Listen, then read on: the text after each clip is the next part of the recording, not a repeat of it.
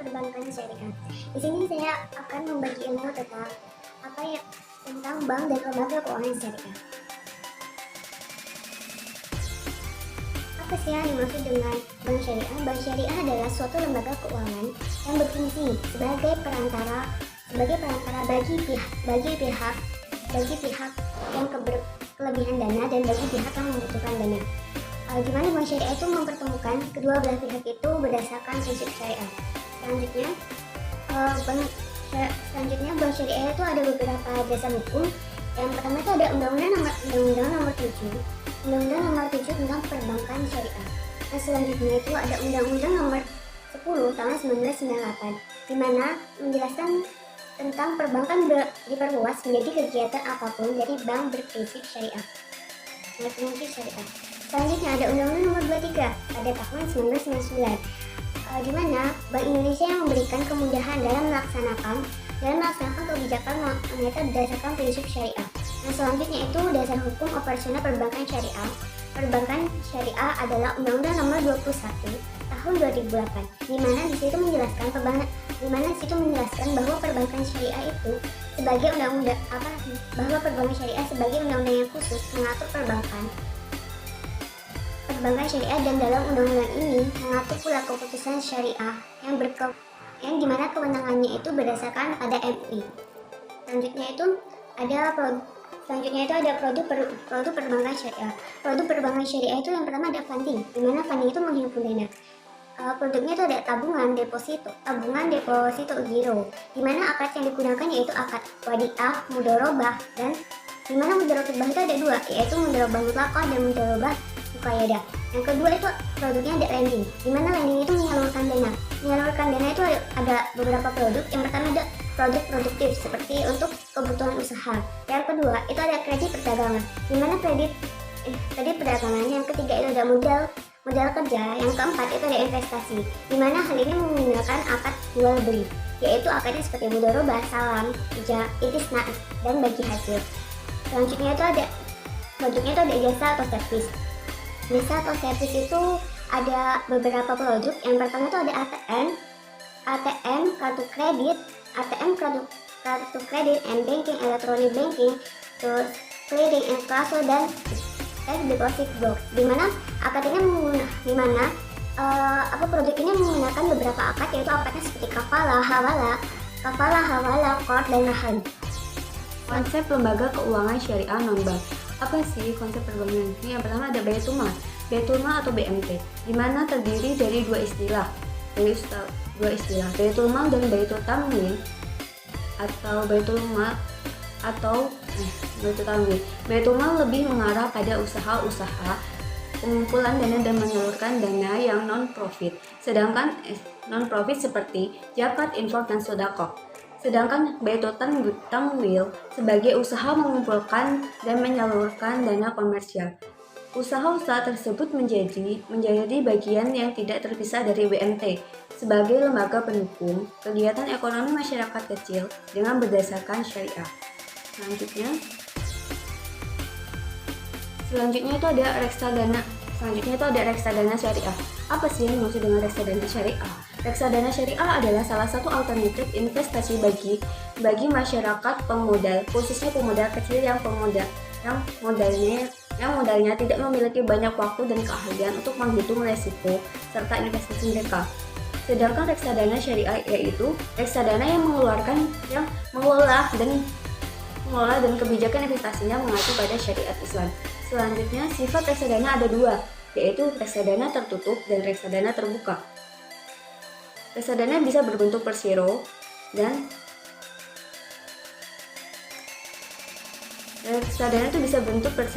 kontrak investasi kolektif. Produk reksadana syariah yaitu ada dana reksadana syariah dan dana reksadana berimbang. Dana reksadana syariah dan dana reksadana. Selanjutnya itu ada pasar uang syariah, di mana pasar uang syariah merupakan mekanisme yang memungkinkan lembaga keuangan syariah untuk menggunakan instrumen pasar dengan mekanisme yang sesuai dengan prinsip-prinsip syariah, baik untuk mengatasi persoalan kekurangan likuiditas maupun kelebihan likuiditas.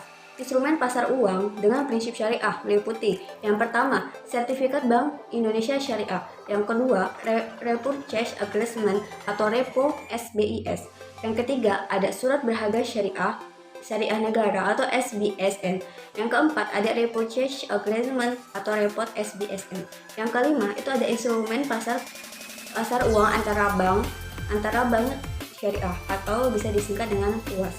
Dana pensiun itu menurut Undang-Undang Nomor 11 Tahun 2092 di mana undang-undang ini merupakan badan hukum yang mengelola dan menjalankan program yang menjanjikan manfaat pensiun. Dana pensiun merupakan lembaga atau badan hukum yang mengelola program pensiun yang dimaksud untuk memberikan kesejahteraan kepada karyawan suatu perusahaan tertentu yang telah pensiun. Sedangkan dana pensiun syariah adalah dana pensiunan yang dikelola dan dijalankan menurut prinsip syariah.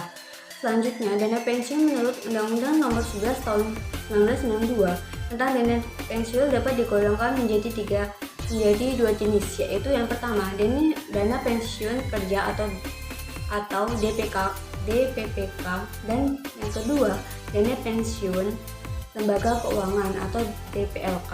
Selanjutnya itu ada asuransi syariah. Apa sih yang dimaksud dengan asuransi syariah? Menurut Dewan Syariah Nasional, asuransi syariah adalah sebuah usaha untuk saling melindungi dan saling tolong-menolong di antara sejumlah orang, di mana hal itu dilakukan melalui investasi dalam bentuk aset atau tabarun yang memberikan pola pengembalian untuk menghadapi resiko tertentu melalui akad atau perikatan yang sesuai dengan prinsip syariah. Nah, selanjutnya ada prinsip-prinsip asuransi syariah. Prinsipnya itu, yang pertama, sesama muslim harus saling bertanggung jawab. Yang kedua, sesama muslim saling bekerja sama atau saling tolong-menolong.